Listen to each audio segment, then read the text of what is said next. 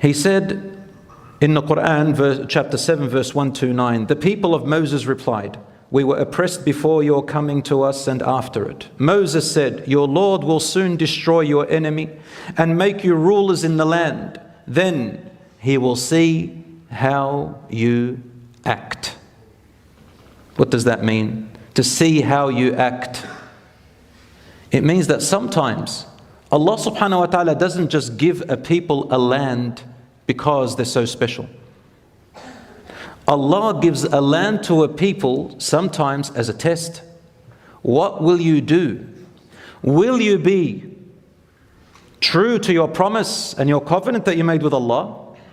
Will you fulfill what I have entrusted you with and apply justice and apply the law of Allah subhanahu wa ta'ala properly?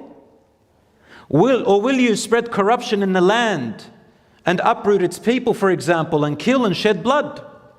Will you kill the prophets and the messengers that I sent you, and will you uphold the scriptures that I gave you, or will you change them and disobey Allah? What will you do with the land that I gave you? What will you do with it?